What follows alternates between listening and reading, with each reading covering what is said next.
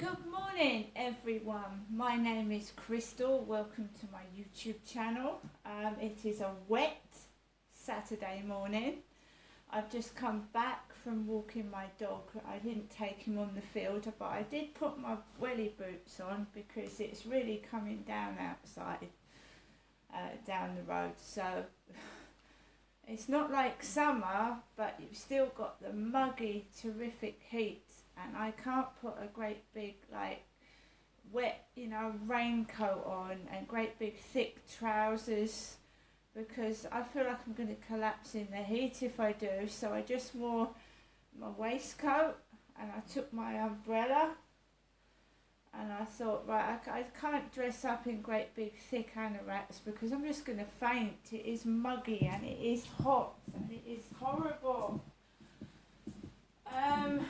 Max normally hates the rain, he normally hates it and he pulls on the lid and he won't go out the door, but today he was very, very good. So we've just walked around the Rochester Riverside area around Common Creek Wharf along the riverside. It's quite nice and refreshing and it's a bit cool when the rain goes on your face. So I've just gone for a walk. There are people about with their hoods over their heads, with their umbrellas up, walking their dogs. That's what you do, isn't it? You walk your dog, whether it's raining, snowing or whatever. Couples walking about, it's nice to see. Nice. So I'm just going about my business, minding my own business, walking my dog, capturing a few photographs because I do like to do that every day, see the changes in the day and the months and years and seasons, and people change as well, and we're all getting older now. Everyone is. Every day we're all getting older.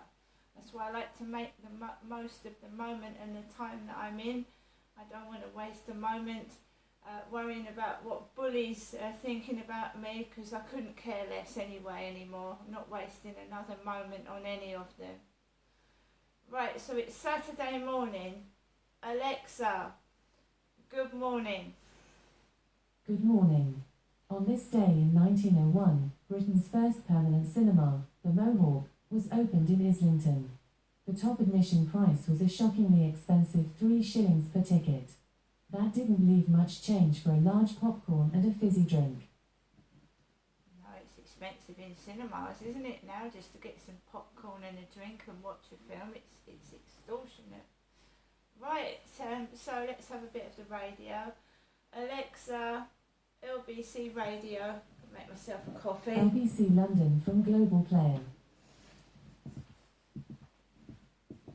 By the NHS for training them, and there is a limited pool of staff, and the same with diagnostic centres, and the National Audit Office pointed out last year in their report looking at the surgical hubs and the diagnostic centres, where does the staff come from? If you move them from NHS hospitals, they're not working and doing stuff in those hospitals. The impact is very unclear. Also, the private sector does not train staff, so it recruits people who've left the NHS, and there are 170,000 people who left the NHS last year. A lot of that to do with overwork and low pay, of course. So the idea that the private sector has this spare capacity, I'm doubtful about. I think that's the kind of answer you come up with if you put together the kind of task force that Rishi Sunak did, and you fill it with people from the private sector.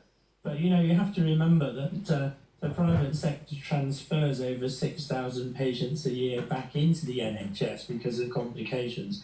And we heard all this as well during COVID, when the private sector were going to come to the rescue of the NHS.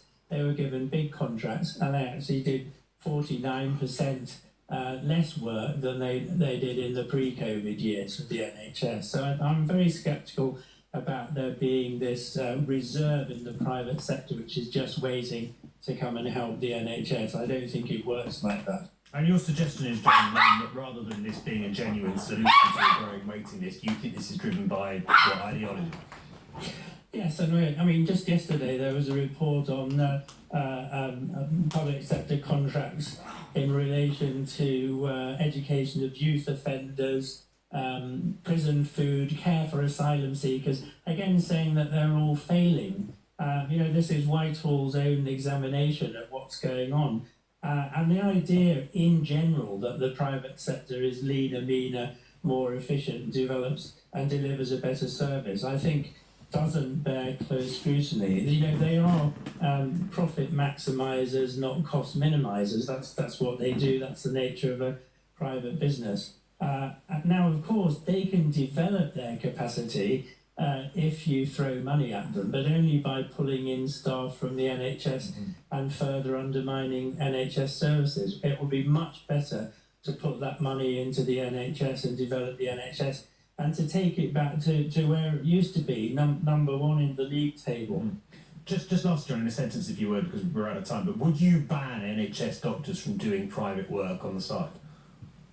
No, I wouldn't ban them. I think that would be counterproductive, but I think it needs to be highly regulated. Okay. I would point out the private sector generally is not well regulated and it's unsafe for patients. Good to speak to you. Really grateful for your time this morning. Thank you. Dr. John Puntis, co-chair of the Keep Our NHS Public campaign, also a retired NHS paediatrician. Two different perspectives there.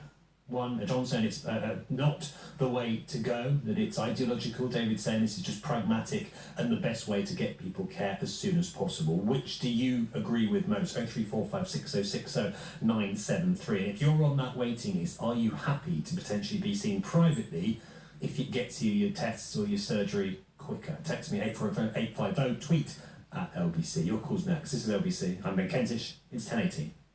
This is LBC. This summer, you Right, guys, Max was bounding about trying to shake the rain off of his coat. He's quite a lovely dog. He's great fun and he's lovely company. So I'm just going to get on with the rest of my day. Hopefully get a balloon video out where I'm stomping the balloon in my wellies. I'm not letting anything get me down anymore. Things do hurt. Words can hurt more than being beaten and cut. It's true. What people say, it can hurt worse and linger around longer. You see, people judge, they don't know you. They listen to what people say and they think, right, that's that. People don't believe what I'm saying, that's fair enough. You haven't lived my life, you don't live with me, you don't know what it's like, so that's your opinion.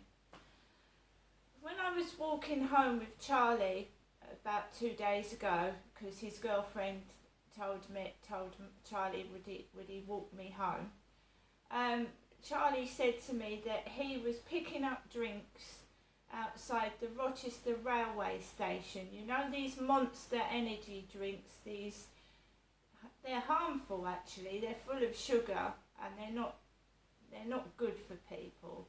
These energy drinks, Monster energy drinks, Red Bull.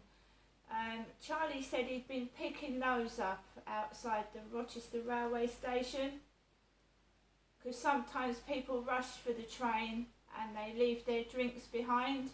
He said, not the open ones, because some of them leave them open with half a drink full, and drunks and tramps will come along and drink because they're hungry.